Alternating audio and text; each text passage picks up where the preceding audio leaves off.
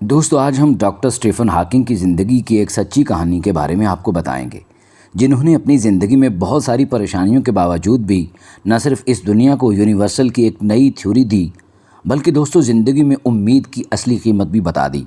यह कहानी यकीनन हमें इंस्पायर करेगी और हमें अपनी ज़िंदगी में आगे बढ़ने में मदद करेगी।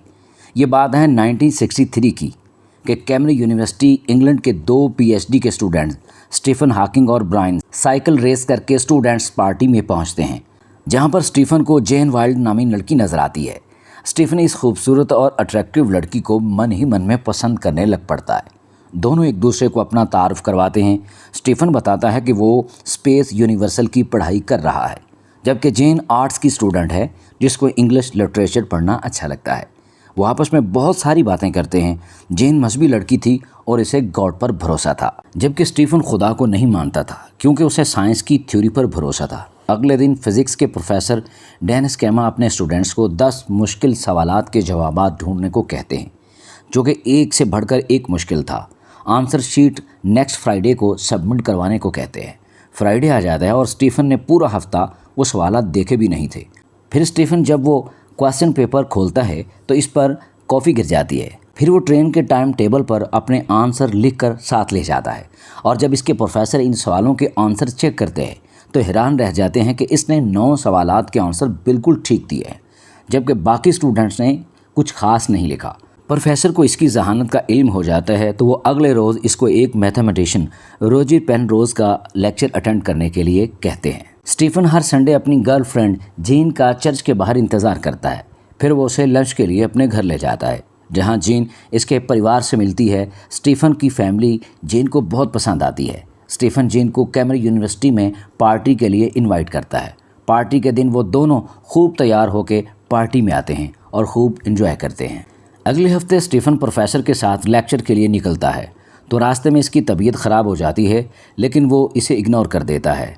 रोजर पेनरोज अपने लेक्चर में बताते हैं कि जब कायनात में एक सितारा ख़त्म होता है तो आहिस्ता आहिस्ता वो छोटा होने लगता है।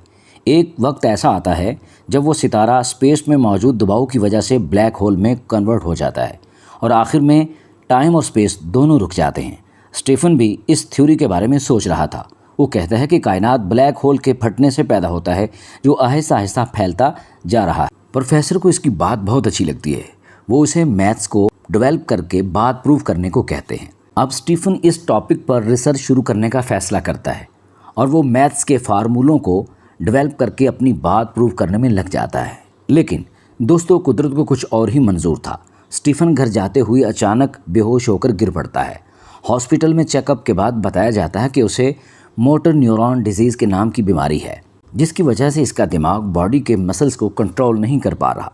इस बीमारी की वजह से वो अपना कोई भी काम नहीं कर सकेगा। कमज़ोरी से उसके तमाम अज़ा काम करना छोड़ देंगे, लेकिन इसके दिमाग पर इस बीमारी का कोई असर नहीं होगा। यानी इसका दिमाग ऐसे ही सोच सकेगा जैसा अभी सोच रहा है, लेकिन वो बोल कर किसी से कह नहीं पाएगा। दोस्तों डॉक्टर से सिर्फ 2 साल का अरसा बताता है कि उसके बाद उसका सारा जिस्म डेड हो जाएगा। जब ब्रायन उसे मिलने आता है तो स्टीफन की बीमारी का सुनकर बहुत दुखी हो जाता है। जेन से स्टीफन बातचीत बंद कर देता है। जेन को ब्रायन से स्टीफन की बीमारी का पता चलता है। जेन उसे मिलने आ जाती है तो स्टीफन अपने आप को नॉर्मल रखने का नाटक करता है। जेन उसे क्रोके गेम खेलने का कहती है जो स्टीफन नहीं खेल पाता, तो वो जेन को बता देता है कि उसकी पूरी बॉडी ख़राब होने वाली है। वो उसे कहता है कि वो उसे भूल जाए, लेकिन जेन कहती है कि वो उसे सच्चा प्यार करती है और वो तुम्हारे साथ जितना भी वक्त बचा है हम दोनों इकट्ठे गुजारेंगे। स्टीफन के फादर के मना करने के बावजूद भी जेन स्टीफन से 1965 में शादी कर लेती है। बीमारी का असर सेक्सुअल लाइफ पर नहीं होता।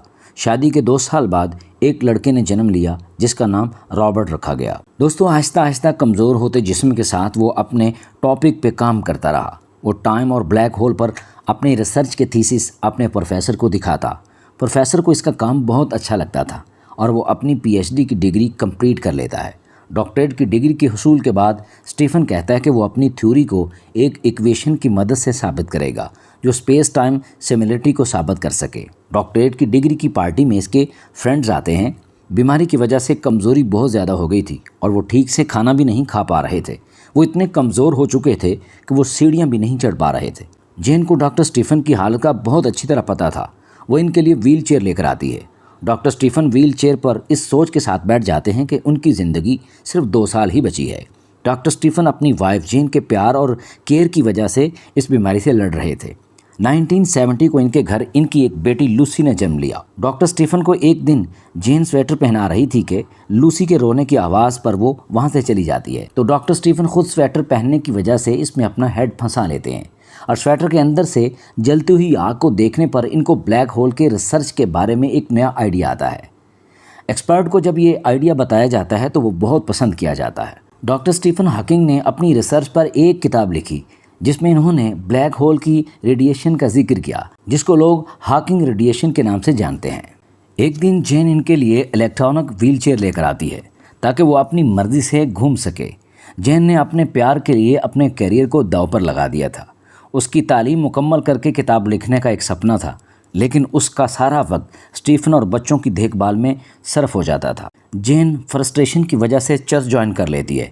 वहाँ इसकी मुलाकात जोनाथन नामी शख्स से होती है। वो जेन की फैमिली की मदद के लिए आ जाता है और इनकी फैमिली का एक हिस्सा बन जाता है। जेन और जोनाथन एक दूसरे को पसंद करने लग जाते हैं।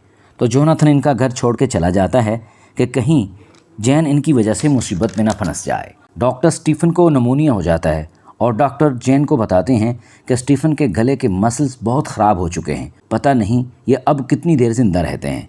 इनके गले का ऑपरेशन करना पड़ेगा और वो ऑपरेशन के बाद दोबारा बोल नहीं पाएंगे। जेन ऑपरेशन के लिए मान जाती है। खाना खिलाने के लिए डॉक्टर इनके गले में ऑपरेशन से एक पाइप लगा देते हैं।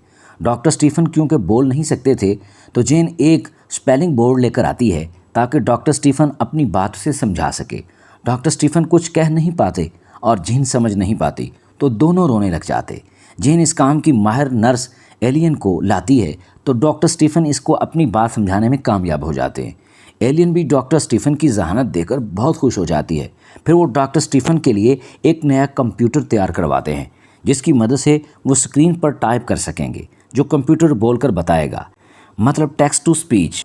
डॉक्टर स्टीफन टाइम के टॉपिक पर अपनी नई किताब लिखना शुरू कर देते हैं। डॉक्टर स्टीफन की हर ज़रूरत का ख्याल रखने वाली नर्स एलियन के साथ रिश्ता ज़्यादा मजबूत होता जाता है।